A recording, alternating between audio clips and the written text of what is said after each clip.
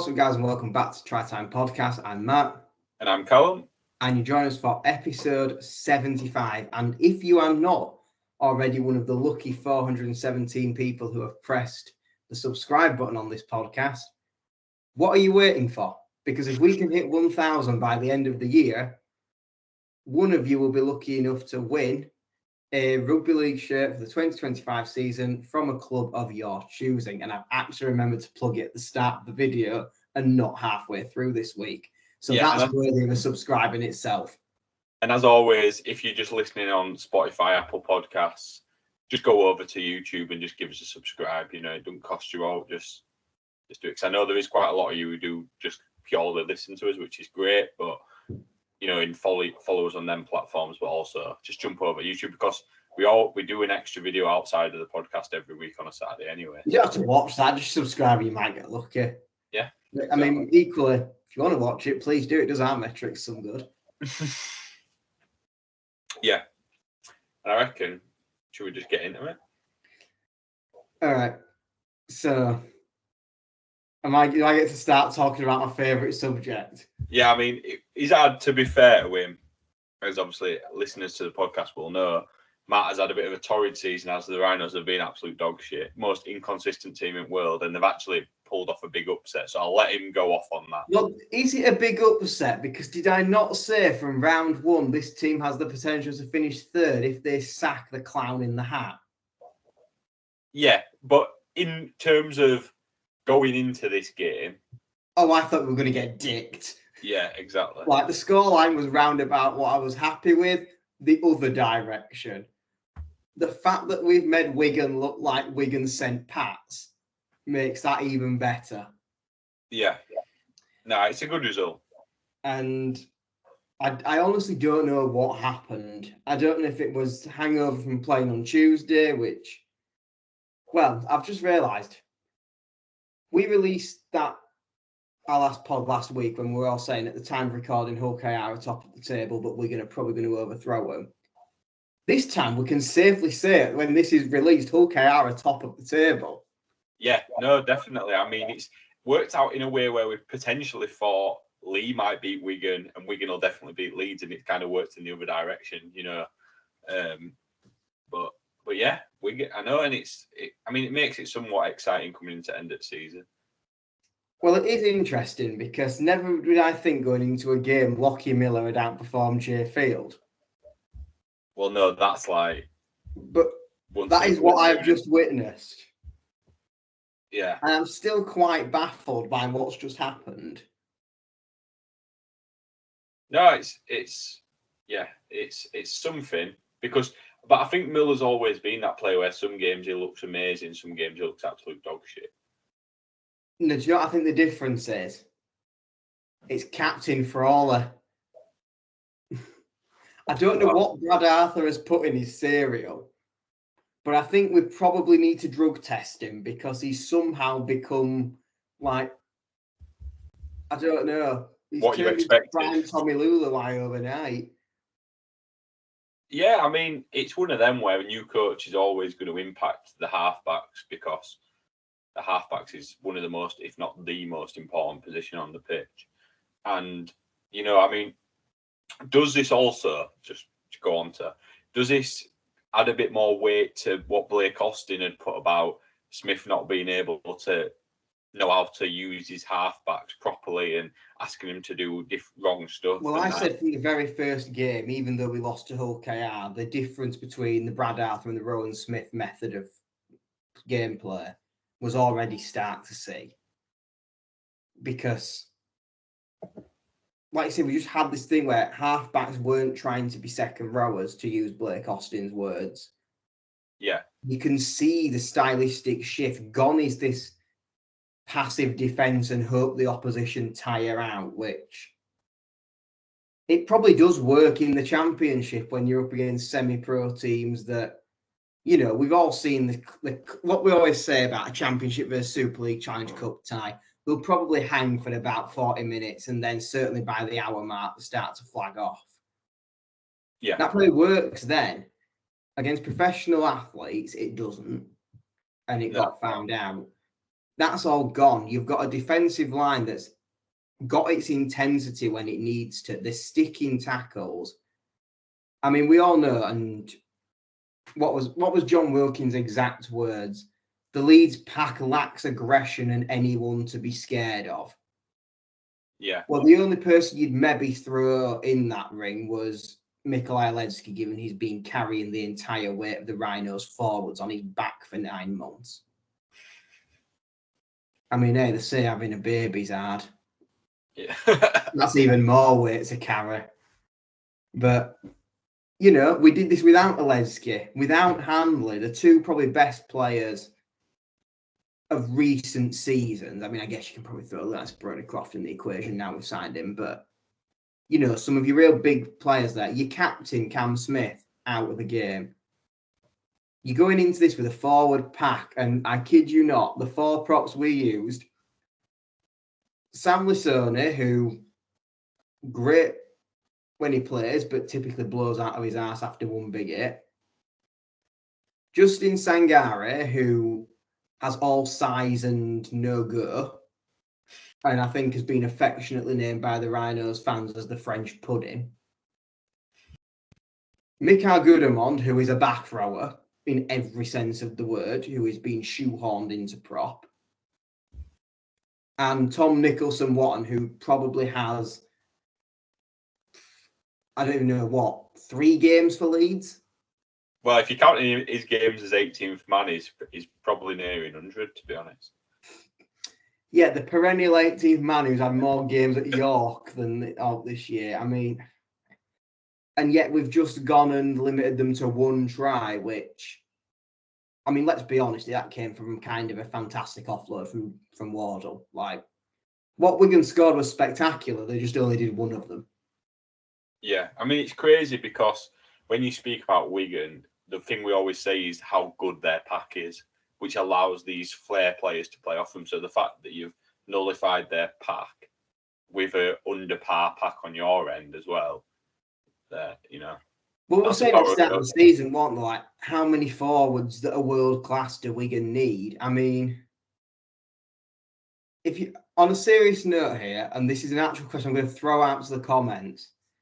Obviously, Leeds and Wigan stole a couple of each other's prize assets over the last couple of years, and who's got the better end of the deal?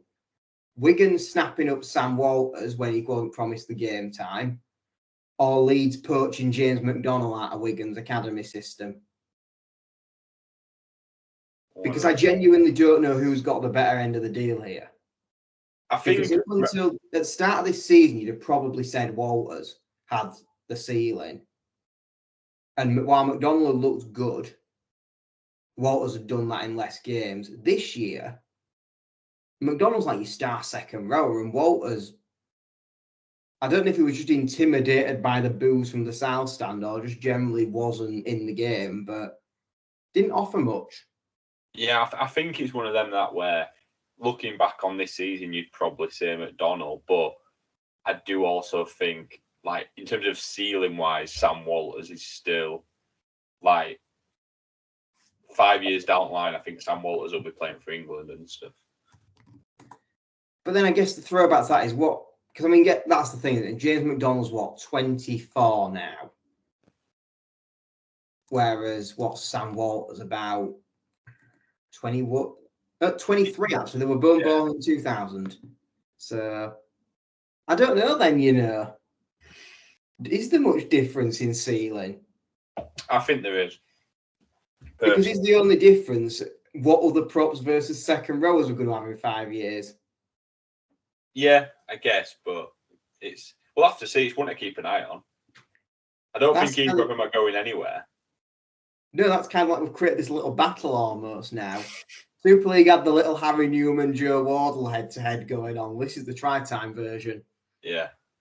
I think ours is better, to be honest. Closer, definitely.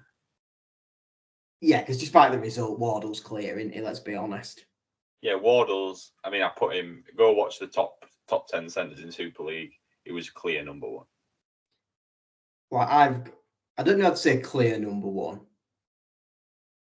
But out of them two, definitely. Well, who were number 2? Who would you say? I can't remember why I put number 2 now, but I'm assuming you're thinking King. Yeah, which I think he were either 2 or 3. Okay. So I'm not coming out with some audacious suggestion here. I am legit going for somebody decent. No, I think I put Nene McDonald at 4.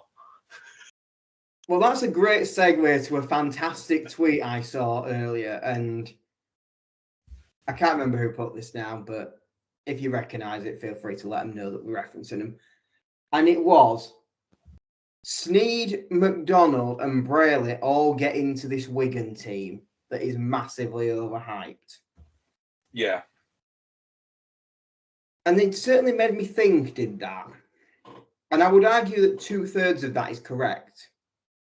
And it's only Ryan Braille that misses out because, well, let's face it, he just does, doesn't he? He's not. You're telling me you put Briley in over Jay Field? Come on. I rate Briley. I think he's turned into a really good player and a real late bloomer, but just no. Jay Field hung in the NRL for years. Briley would get chewed out quicker than a gristly bit of beef. Yeah, I think Briley's great, but yeah, Field's like best fullback. No, he's not best fullback in Super League. Actually, I don't know. I think that, but he's the best Have you done the top 10 fullbacks in Super League yet? Yeah, and he won number 2. So there you go then. But I actually think it's him and like Wellesby, for example. I think they're potentially 2 of the best fullbacks we've seen in Super League over the past 10, 15 years. But I think they are so different to the sort of fullbacks that we've had in the past, I think. I'm probably missing people that are obvious, and obviously Tompkins being great. Well, I'm going to say that's the obvious one, and I guess you've kind of got your flash in the pans that came over, like your Ben Barbers, who but still exceptional for 6 months, but then that was it, and then they sodded off again. Yeah, it's the degree of dominance that, I mean, Wellesby's been doing it ever since he broke on scene, 4 years ago, and Fields. It probably is Sam Tompkins that's the best comparison in terms of come on and made that impact at a young age and then consistently delivered it. Because you look at all the other options, they, like you say, came over established players and didn't really stick about. Came over and had some really good seasons, but maybe weren't world class for them all, or broke on the scene really young and never sustained it. Yeah, I mean, there's ones like, which are different because I'm not talking longevity. I'm talking about as in how good that player is in there, which are in Super League in their prime. For example, Brett Hodgson, if you're doing an all-time Super League fullbacks list, he's right up there. You can't argue with that. But I'm still putting Brent Webb in. Yeah, and like a Brett. But in terms of for example, Wellesby and Field would play NRL week in, week out. Yeah. Which, to be fair, when Brent Webb were in Super League, potentially would have done. And Sam Tompkins did for a couple of years. Yeah. And it was probably more injuries that sent him out of New Zealand rather than a lack of talent. Yeah. So I just think they're both that good. So yeah. I think the more tasty debate here is probably at centre here, and it's Wardle we've said is clear. So Nene McDonald versus Adam Kieran. And I'm looking on my list because these were both in my centre. So before I make my argument, I'm going to double check. And while you do that, all I'm going to say is, considering how ginger and he's looking now, Kieran really does want to be Sam Tompkins, and he's failing badly. Well, my top 4 of my top 10 centres, which go bloody watch it if you haven't already. Right, you told him that one. Stop shouting at him. I had McDonald at 4, Kieran at 3. Oh, this list is garbage. King at 2 and Wardle at 1. How does Adam Kieran make the top 3? I'm sorry, if he couldn't kick goals, he'd be at Cass. Well, I don't know. Do you want me to read through the full top 10 and you can really judge me? Well, right, let's go through your entire top 10. You don't need to watch it now because I'm going to tell you the whole thing. But you haven't even watched it. You're supposed to support. You're on the podcast. You don't even support the channel. Don't give me that shit. Right. I watched some of the stuff you put out, but when you put Adam Kieran at number 3, it's an absolute pile of shit, and I ain't wasting my time on it. Number 10, Newman. That's generous. 9, Masters. That's fair. 8, Latelli. I'd have put Masters over the telly, but go on. 7 Laffey. That's high. I think that's harsh on Laffey. Yeah, because to be fair, statistically, Laffey is unreal. Laffey is better than Kieran, and I'm actually going to. You've kind of gone over my point because I was going to argue does Laffey beat both of them. Well, there you go. Anyway, 6. The one I got a bit of stick for is Hiku at 6. Where else do you put him? Because he's certainly not a fullback. He's not a winger, and he's not a goal kicker. Yeah. 5. I've got Percival for kind of that bits of longevity. He's probably slowly coming down this list. And the St Helens fans haven't told you his League One quality yet, given that he's their whipping boy for 90% of the games to lose. And then 4 McDonald, 3 Kieran, 2 King, 1 Wardle. I'm not vibing with this list. I'm not gonna lie. The vibes aren't vibing. But yeah, obviously it's tough. But Kieran is overrated. Like, for me, you look at his career. Okay, he was decent at Catalans, but then how good was that Catalans team? I mean, that spine was probably the best in the league that year. You get to the grand final. Catalan go behind. Kieran gets man of the match for Wigan whilst playing for the opposition, getting sin-binned and very lucky not to be red carded. It was probably the worst individual grand final performance I've seen since Lance O'Hare's 2014 run, and that lasted 2 minutes before he was KO'd. Which arguably that was probably better because he made less mistakes. He only dropped the ball once, and that's when he was unconscious. Like, it was shocking. You come into probably a Wigan team that, don't forget, at the start of this season, this was being talked as the best team in the Super League era that could have beaten Saints, quadruple side, Leeds and Bradford's respective treble winners. And yet, he's the weak link in that back line. Yeah, see, I'm a Kieran fan. I mean, I nearly spent about a tenner on his card on Vunu at start of season. If we're looking back, I've always been there. And that was the best tenner you ever saved. Yeah, it probably was, because I don't think I've been on Vunu since game week 2 or something like that. If you are considering that again, may I recommend taking your tenner and giving it to the homeless, because then at least you've done something good with it rather than waste it on that Australian pudding.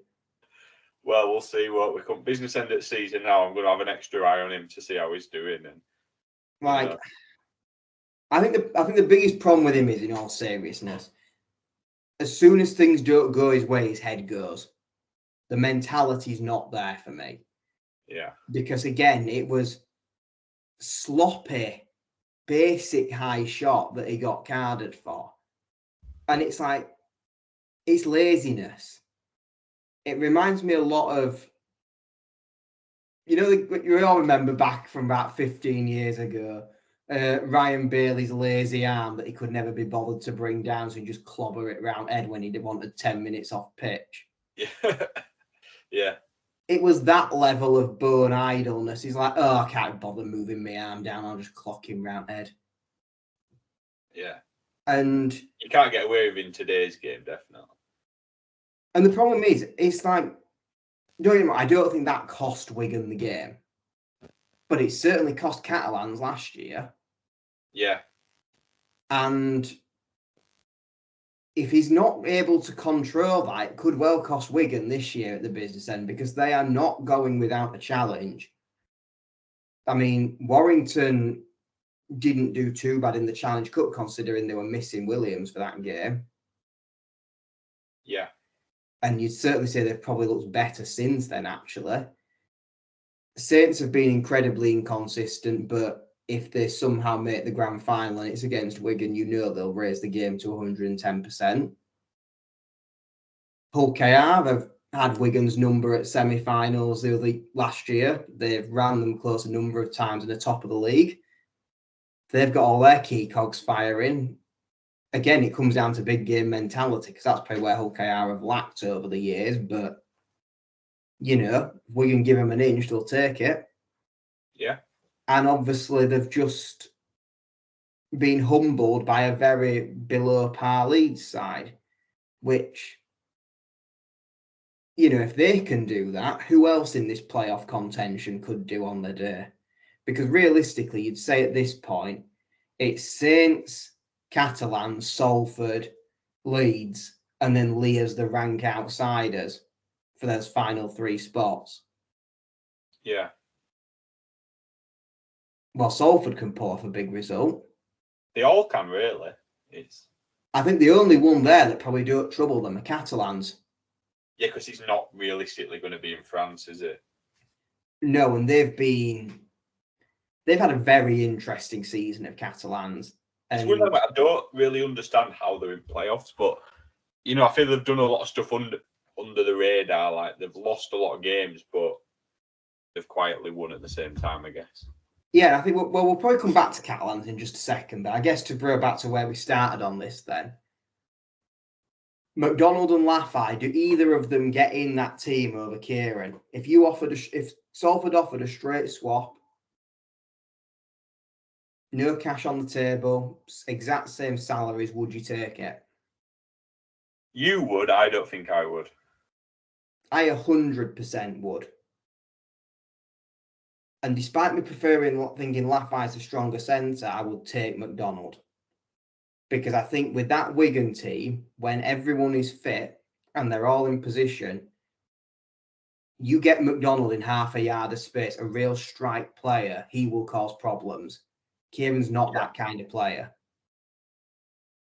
That's fair. And this is me who found McDonald at Leeds quite an underwhelming signing. I mean, I have to look at what he's doing at Salford and what he did before then. And actually, the evidence is there that he can do it, and he just didn't fit in that squad in the system that we were playing. Yeah. I mean, we're going to come on to doing his Magic Weekend prediction soon, but I would love it now if we're there and bloody Adam Kieran scores an hat-trick against Saints or something. But we are going to be vlogging the weekend, so if that does happen, likewise, if he gets sent off, you're going to get our live reactions. Yeah, no, it should be good. But yeah, what's the last one? Is it Sneed over Smith?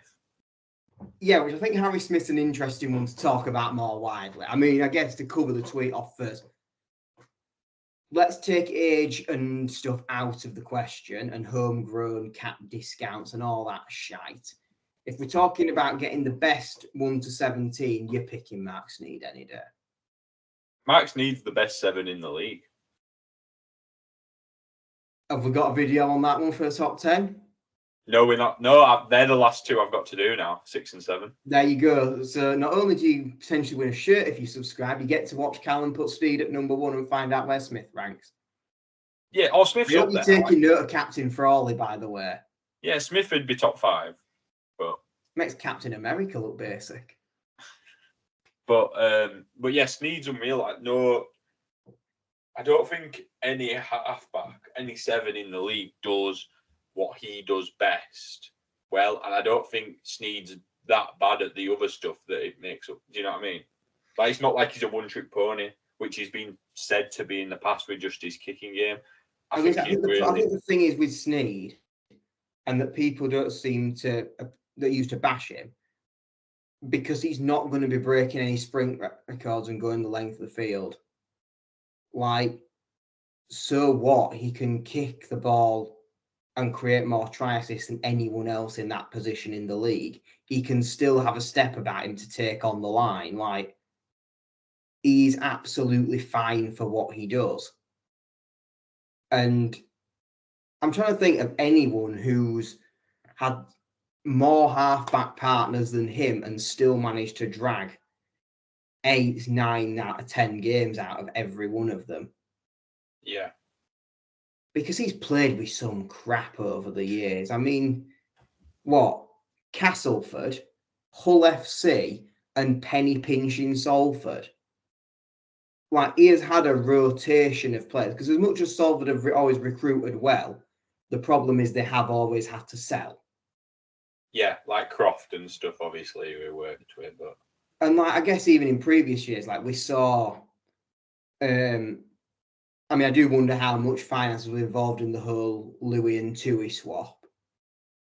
Yeah. But obviously, Hastings didn't stick around when the money came from Wigan.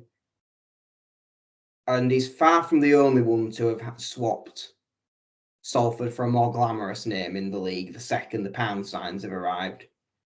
Yeah. And from what we understand, actually, it sounds like it was very much Paul Rowley that rejected Hull rather than Salford telling them to sod off. They would have seemingly been content with the payoff. Yeah. Which suggests they maybe will not turn down the money when it comes. But, you know, Snead is kind of the real valuable asset there. Because, I mean, this is a Salford team. I think we all predicted, me, you and our fallen colleague, would be outside of the playoffs, kind of in around this 8th to 10th battle. Yeah. Yet now they could finish 4th. And they could finish either 4th, couldn't they? I'm just looking at it. They could. I'm just thinking realistically, they're not going to catch Wigan, Warrington, and KR. No, that three. I'm looking at the table now. That 3 does look pretty set. But like, they could finish 4th. They've come 1 point away from doing the double over Saints. This is a serious team that's almost going as under the radar as the grand final team. And this one's not even being carried by the incredible Chris Wellham. Fuck's sake. Maybe that's what league all time he's going in at centre. I'm telling you now, Wellham and Carmont is the dream team. Have you had 2 more different players to put together? I'm gonna say, God, right. So I think we're both saying Snead getting over Smith, aren't we? Yeah. So I guess the only thing let us know then is Adam Kieran or either of the Salford boys. Yeah, that's the one up for debate. That's what we clickbait in this pod as then. Yeah, where do we say we're going to go back to Catalans? What is going on? Because, okay, we had an incredible 1-point win with the dead man kicking it over with about 5 minutes to go. But that was dreadful. I mean, that was the worst 80 minutes of rugby I've seen in a long time. Take apart the whole Sky Sports Plus shit show. Be glad you didn't see either of them on TV. Because KR and Cass was a low-quality drab affair. And this was even worse somehow. Despite having a really close scoreline, neither of them wanted to win it. Yeah, I mean, against a Huddersfield team that have literally got nothing to play for. They've got no, coach. They're just kind of playing some younger players, which is what they should be doing. But well, Cass are going to take 9th off them at this rate, which I don't think any of us saw coming at the start of the season. Yeah, I just think, but even if they finish 10th, it doesn't matter now. So they might need the IMG points. Yeah, potentially. I'm still saying Huddersfield are in trouble, you know. Long term they are, but then they've just got fucking Burgess, haven't they, and spent all that money. So yeah, but that's signing Burgess doesn't give you an IMG point. Okay, you might get a couple extra clicks from it, but it's not sustained. I mean, like in the tweet saying 75th minute, Huddersfield dropped the ball, cowbell rings in background. Nobody likes this. Seeing as though we're all for the bold claims in this pod, here is a bold claim, right? You're not going to steal mine from the other week, are you? Based on what Tom Burgess did for England in the Congo test, I repeatedly said he gassed out after 10 minutes and he was getting subbed off. In terms of minutes played, and he was missing tackles, did not look up to scratch fitness-wise. This is what I'm going to say. Franklin Pele is better than Tom Burgess right now. Can I just cast your mind back to God knows what minute of the Johnny Lou podcast where we basically spoke for an entire week about rugby league and then found out we're a Man United and a St. Helens fan, so I'm not really sure if we're ever allowed to speak to him again after that. But assuming we are, hello, Johnny. Yeah, if he's not died from all political backlash that he's had recently on Twitter. I don't say he's been blocked from Red V from or anyone with his last name. So now Martin Lewis couldn't go comment on how to save money if he wanted to. Yeah. But yeah, I remember saying on that pod that will be the most expensive mistake that any club makes next season. I'm calling it right now. It's going to end disastrously. I just don't think he's going to be up to scratch. And I love it. I love him. Obviously, he's a Bradford lad. Like, I hope he does great, but I just don't see it based on unless he's really sorted himself out. But the thing is, even if he's got himself in slightly better shape this year over there, who's coming in and what standards are going to be? I mean, at one point, Rowan was linked with a job, which worries me from a fitness perspective. Because in Brad Arthur's first game, when they were actually rushing up and not being passive, they were blowing after an hour. Which begged the question what I was worried about all season. Do the players become unfit?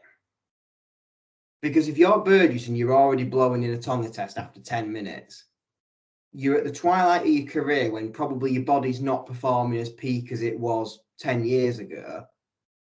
And let's say you have quite a, I'll call it negatively minded coach. That sounds like the recipe for disaster. I think a Matt Pryor with long COVID is doing more minutes than him, and he's been retired for 4 years. Yeah, that's what I mean. I think it's not the best side for the money. If you're not paying him a lot, it's fine. But you're going to be paying him big money, and he's a marquee player at the end of the day. And I think it's a bit of a red flag when your marquee players are prop at the end anyway. Unless he's like, well, I think it depends who you get. I mean, if you're Wigan saying this and you've got half a back line that's on 50% discount from being homegrown, you're probably less bothered. Yeah, but who are Wigan's marquee players realistically? Well, be French and Field, I'd imagine. Exactly. And then they'd get the third homegrown one, don't they? So that's probably Smith. Yeah, I don't know because I don't know who classes as home, to be fair. Because it has to be their player who played for their academy, doesn't it? Yeah, which he definitely did. Marshall did. Yeah, potentially Marshall, actually, I think. I'm trying to think I don't know when Marshall's contract was. Smith was very recent, which if it's around the England time, probably meant he got quite a bumper deal. Yeah, but if Marshall were already there, if it's potentially, we don't know, do we? Because we're just not. So I would have said, I think Smithies, but obviously he went at the start of this year. Yeah, I mean, in the future, it'll probably be Ensemble, to be fair, but that's not a lovely kettle of fish. I don't know. I could see him going down under, you know. Yeah, I think easily, yeah, because he's just got the sort of size. He's got the natural size to. Yeah. Like, you can just imagine, like,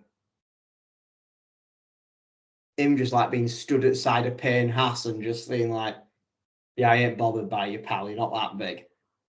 Well, Junior Ensemble is better than Kai Pearce-Paul, and Kai Pearce-Paul's gone and, to be fair to him, done really well down there.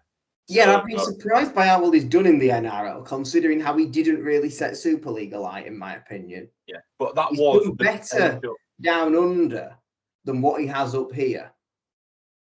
Fair play to him, to be fair. Great for England as well. I mean, to be fair, same with Will Price, who's had when he's featured for Newcastle this year, has looked shit hot. Yeah.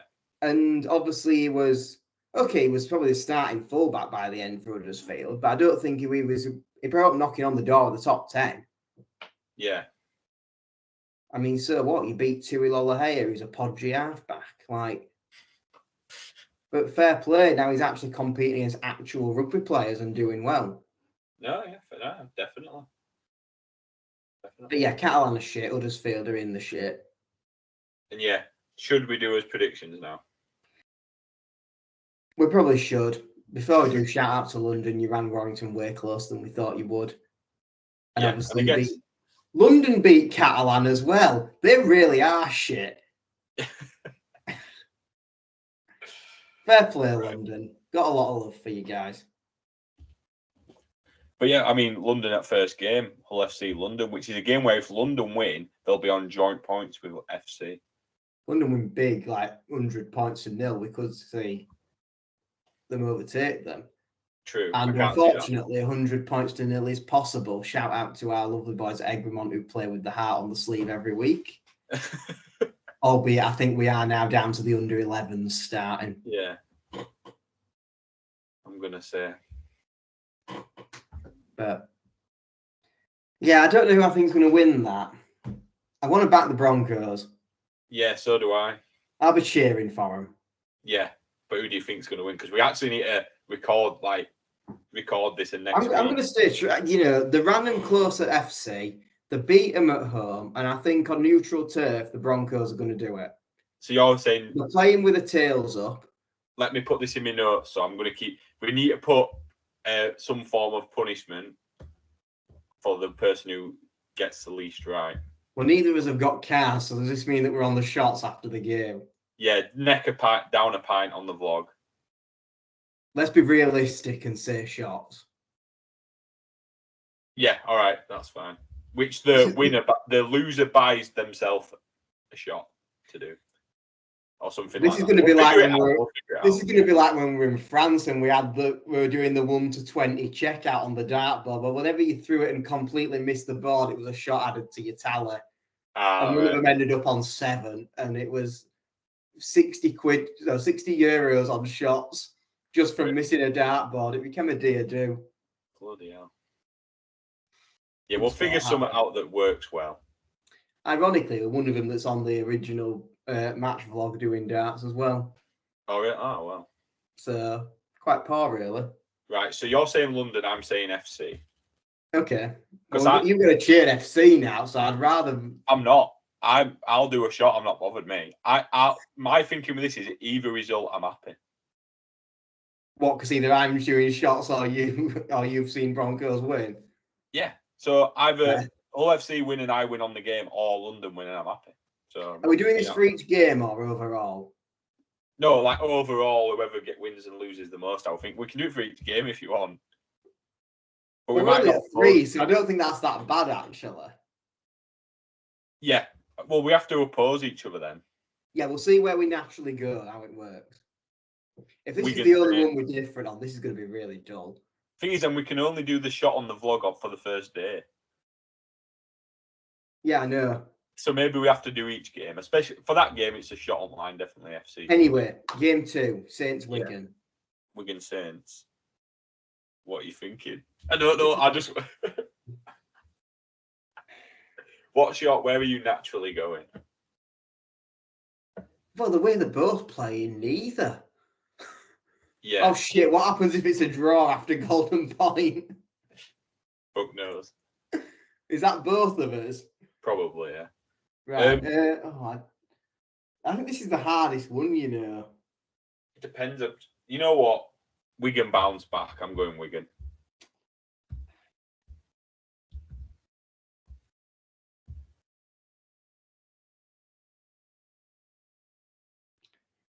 I'm really annoyed we're recording this today, not when I know what Harry Smith has got. Oh, yeah. I'm going to assume he's got banned and go Saints. Right. That's and this fine. is partly just to oppose you as well. Yeah, and then we've got Leeds, Warrington, obviously. Well, I know what I want to say. I don't know if I want to say it. We've just come off our biggest result of the season. Warrington looked ropey. See, I know what I'd do if I were you, but... So I'm going to say Warrington, then I'm happy either way. Yeah, there you go. And I'm going to go, because let's oppose it, and I'm like, why not? I'll go Leeds. Oh, and now I get to see you cheer for Leeds, which is going to be even more... Which I do when I go anyway. Does that mean we're finally going to get marched on together? No, we're not going that far. Fucking hell. We're in Ellen Road. You've got to. No, I don't. Definitely don't. Right. Lee Salford. Salford. Yeah, I'm not going to lie. I'm going to have to say Salford as well. No hesitation on that one. Yeah. I don't know why I was so confident about that, because the more I think about it, the more I think that's actually going to be quite close. Yeah, and I guess you want Lee to win, don't you? So. I do and I don't, to be honest. Yeah, either way. We're also right on our heel, and to be honest, it's not Salford I'm concerned about dropping off. It's if Wigan win, Saints are potentially looking at missing out. And, well, we'll get on to the next game. I've already put our predictions for the next game, to be fair. Go on. Well, I've just put KR for us both because I know based on what you've said about Catalans, I know you're going KR and I am. Well, that's what I was going to say. And based on the fact I can't really see KR losing that game, that's Catalans and potentially Saints both 2 points off with us playing Catalans the following week. Yeah. The Rhinos playoff charge could still be on now with that win. Yeah, it's going to be an interesting weekend. And then we're all singing on our way to Old Trafford, so it might actually be happening. And then we've got the one that probably no one cares about, Huddersfield Castleford. Why is this last on day 2, by the way? I'm going to go Cass, by the way, I'm just saying. It's the last because... Well, I wanted to go Cass, but I also feel like we want to be on opposition. It doesn't really matter at this point. There's no online anymore. I'm off Cass. Yeah, because we've all got the same teams on last day. We're only there for Thursday, so we can just do them for the... Yeah, that's worked out quite well, actually. Yeah, exactly. Right, it's in. The teams are in, and we'll see what happens, I guess. Yeah. Like I say, my big question is what will happen to arguably the most overrated player in Super League? Fuck's sake. Not my argument, but I've seen it floating around. Right, well, should we touch on some of the, terrific performances in the Championship this week? Yes, the race for everyone to not make the top 6. Other than Doncaster. Yeah, Doncaster beating Toulouse is the big one. Picking Something up that Bradford failed to do, of course. Yeah. What, Bradford failed to beat Toulouse, is that what you're saying? In France, yes. Yeah, but Donny didn't beat him in France. Look, we're not letting facts get in the way of a good story here. Right. I know you beat him at home, but that doesn't fit my narrative. I think another big one, Fev winning away at Widnes, nilling them as well, is massive. It is, but they only put 8 on them, so it was kind of a low-scoring game in general, which you don't get there. You don't get at Widnes with the speed of the artificial pitch and stuff. You don't generally get a low-scoring game. Speaking of low-scoring games, what about the one at Odsal where it was only the casual 58? Well, it's, I've never seen a... Oh, you on about the points? I'm on about the actual plays of the ball that Whitehaven had in the Bradford 20 without actually scoring a single point at the end of it. I've never seen a ruck, I don't know what the best way to put it, but I've never seen a ruck never lose control. Usually in a game, there's at least 5 minutes where other team has the tendency middle. And I feel like the forwards, we never kicked. And I'd love to look, but I'm not going to do it, but I'd love to look back and sort of get the stats. I don't think we ever kicked from our own 40 metres. Like on the last. If you did, it was like once or twice. It was minimal. Yeah, every set it seemed like we were up on there 30-20, finishing off a set. If we hadn't made an error or something in the set. And I mean, I can't remember who the ref was, but do you remember, was it Silverwood's tweet about balancing the count? Yeah, it might have been, yeah. Well, I'll tell you what, fair play to him, because he gave it a good go for 5 minutes, and even he just thought, fuck it, this is a lost cause. And then gave up on that and decided he'd go back to calling him 50-50 again, or closer. Yeah. But I think... Are Whitehaven down with that result, realistically? Yeah, I think the scoreline, as much as I loved it and it were good as a Bulls fan to see us actually put points on the team, it says a lot more about Whitehaven than it does about us. And it's a shame, especially in light of the news the other day that they still need money, frankly. Yeah. Because the worrying thing is there's probably not that many saleable assets in that team. Apart from Mason, really. I'd say probably Mason and maybe the bloke who were playing fullback. Is it Gebby, I think? I think so. Gebby, yeah. Pretty sure. Because he looks a really solid second-tier fullback. Like, I felt like you could plonk him in a Featherstone or something and he'd still deliver you a really good performance. And, maybe one of those clubs that's got a bit of money can afford to give him 5 or 10k for him, but... He's past transfer deadline, though. That's a problem. I'm going to say it depends what his contract is for next season now. Yeah, which a team like Whitehaven don't often give contracts longer than a year in advance. So. Yeah, which is a bit of a concern. Definitely. And also, there's not tons of money floating around in the Championship, full stop. Exactly. And it's one of them where, we went up to Whitehaven not even 2 months ago for the away fixture. And just the way the team played then and really dug deep within the game, there was a degree of fans there and atmosphere. You feel guilty about getting the cheap tickets now. Yeah. Well, they're on the verge of going bust, and you took advantage of the fact I nipped to the toilet to get a free adult. It wasn't me, it was Michael. Don't blame. By the way, maybe that's why they've got no money, because they've got no turnstiles. It's just anyone just walk. How many people? I watched countless people just walking, and she was like, it was the worst. Go stand over there and wait, and they just kept walking. And then the woman just took 5 minutes later and she's like, "Oh, I can't connect to Wi-Fi from here. Hang on, let me reboot it." And it's like, what is this? What third world have I walked into?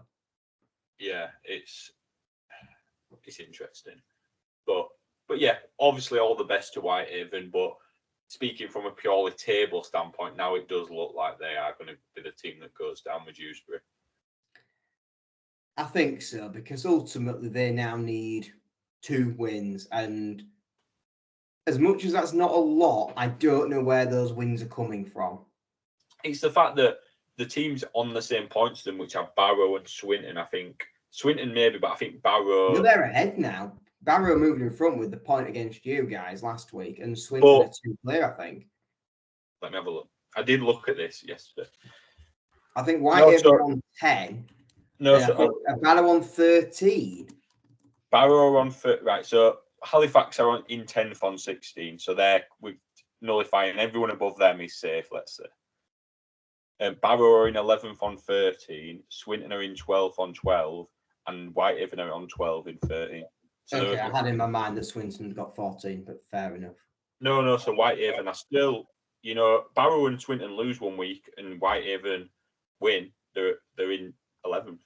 But I mean, what have we realistically got over the next few weeks? Barrow are away at Dewsbury. Yeah, which you'd. Swinton are hosting Fact, which is winnable. Whitehaven hosting Donny, who I can't see losing that one. Whitehaven are going to have to win. They go away to Barrow at one point, and they've got to win away at Dewsbury and try and win. Though, because for all I say this, Dewsbury offered more than what Whitehaven did. And for the second time this season, they were only having a 3-man interchange, which, if that's because they've not got any players, they now can't loan anyone in from any Super League teams that want to do them a favour and give them some people because they're struggling. They can't sell anybody to raise money to bring their own loans in. It's a bit worrying. No, it is. Because I could see Dewsbury winning that game, frankly. Yeah, I think Dewsbury will be circling that as a win. And yeah, Paul Sykes kicking the boy when he's down at this point, even though they're already down as well. But yeah, it's. I think the bigger worry for Whitehaven is what happens next year, because I could see a Newcastle-ification of them. And this is the concern, isn't it? Because at least in the Championship this year, you've got a few big games you circle that you're going to get a decent amount of fans in. You've got your Cumbrian derby with Barrow. That you'd imagine will bring a slightly bumper crowd. You've got Bradford and Wakefield that have got Super League-sized fan bases that will go, especially Wakefield, because let's face it, this is the one chance they've got to go there away. Yeah, true. Because they're not going to be in the same tier next year for opposite reasons. And Wakefield knew that before all this happened, that actually they're only likely down a year. So this is your chance to tick these away grounds off. So next year, what have they got? A local game against Workington. And Workington could potentially go up as well. I mean, I know it's not looking likely, but then you've also got to deal with a lack of away following from the likes of Cornwall, Midlands, whatever the new expansion is. I suppose that depends where it is, but It's not. They're not going to chuck. they're not going to be bringing Bradford Wakefield numbers. They're not even going to be bringing Fax numbers. Or Fev, to be fair, because they've got a decent sized fan base. You know, there's a lot of gate receipts going there. Yeah, no, there is. I mean, what are you praying for at this point? Around sneak through the Challenge Cup and get a nice little away trip to St Helens to split the gate receipts. But then you can't survive solely on that, can you? No, and by that point it's probably too late, because if they're already in threat of going into admin, that's going to happen in less than a year. Yeah. Like, that's probably going to happen around the conclusion of this season. Oh, they'll know. They'll know by then. They'll, and it might be a sorry state where they do have to, do what Newcastle did. People forget Newcastle were in Championship last year. So Newcastle got relegated and then ceased to exist. It's not like you have to go and do a season in League One before stepping back. Look at Celtic Crusaders. They got taken out of Super League and ceased to exist under their current guys. They had to put a whole new Phoenix club in to get in League One. Yeah, that's the thing. So it's no guarantee, and I worry for them. But I mean, is the club generally spending outside his means, is the question, in bringing players like Mason in?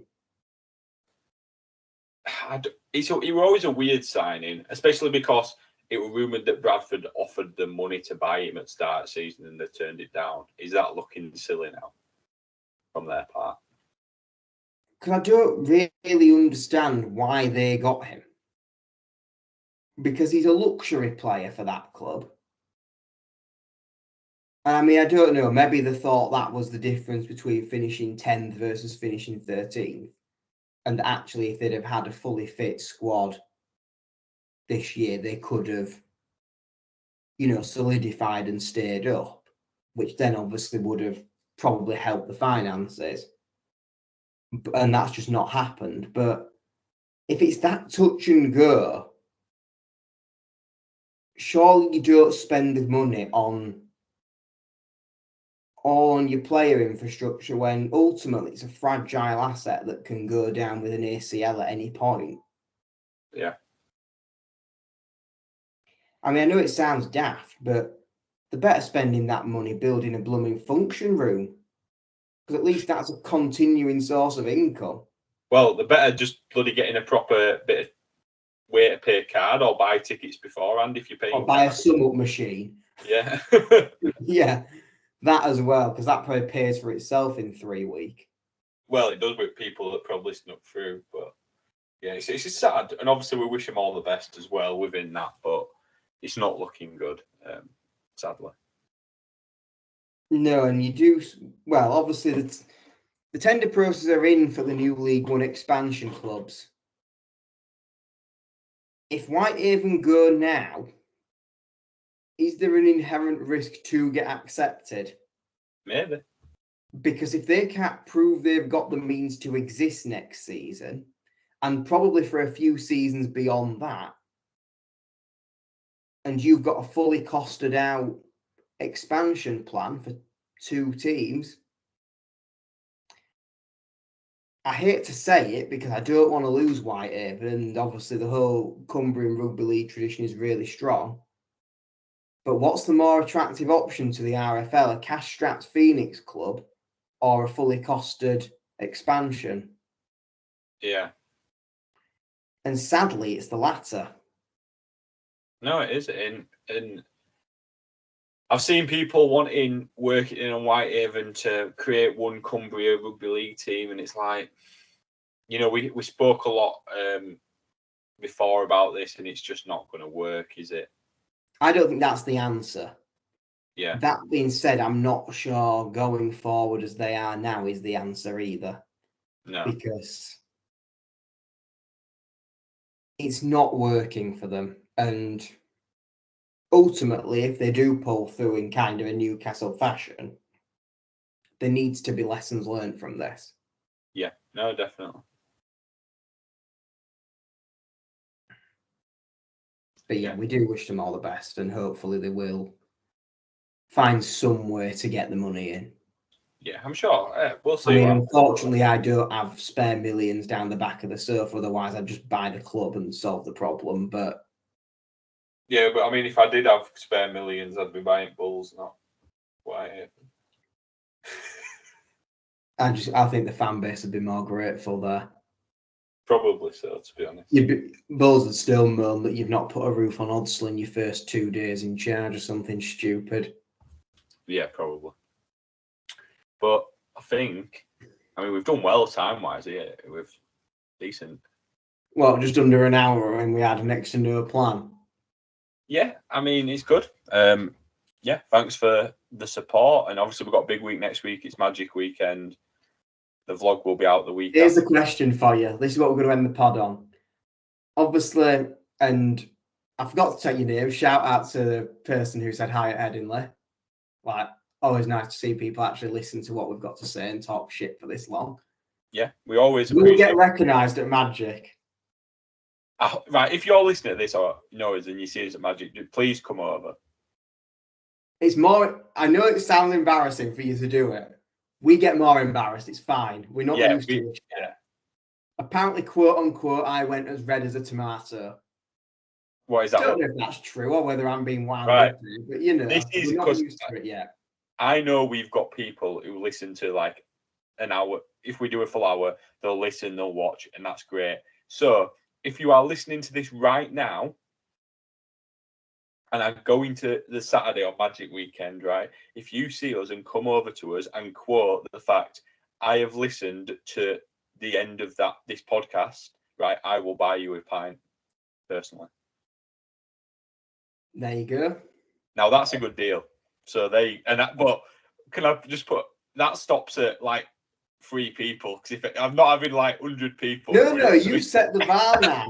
If this video somehow blows up and gets 1 million views and 25 people come up to you and say, which is not that many considering, then I'd get bringing it up in your credit limit. Yeah, I mean, it's fine. But in all honesty, if you do. And if you don't drink and would rather us buy a pint for Whitehaven instead, then we're more than happy to do that. Yeah, but we know you're not going to do that. So you don't let him say that to make you feel bad. Just ask for a pint if you want a pint. No, because you're the first ones to get the buckets out and the GoFundMe page going. So, personally. Well, your club. Don't give me that when you went checking your buckets around every stadium in the country for about 5 I haven't been checking my buckets nowhere, mate. Well, check that with Charlotte, shall we? But yeah, I think, if you've listened this far in this podcast, there you go. Tell you what, new plan. If you say to Callum, have you been checking your buckets around? I'll buy you a pint. There's got to be a saying, because you can't just say, I listen to podcasts. You've got to say, because I'm not going to reach in and try and get you to say it. So you've got to say, Callum, have you been checking your buckets? You come over to us and say that. Don't even say what else. Just say, Callum, have you been checking your buckets? And if you've got a megaphone and blast it round Ellen Road, then I will love you forever. Yeah, but if that happens, that'll be great, and you'll actually feature on the vlog as well. Oh yeah, we are vlogging that. You don't have to be in it if you really don't want to. Yeah, obviously. But anyway, we'll shut up now before it goes over an hour. Yeah, because it's late. Thanks, guys, for tuning in. Like I say, feel free to harass us in a nice way, and subscribe if you haven't already, just in case you get a shirt. If you want a Whitehaven one, sorry, it depends if they still exist. On that note, we'll see you on Saturday, potentially. Yeah, goodbye. Bye.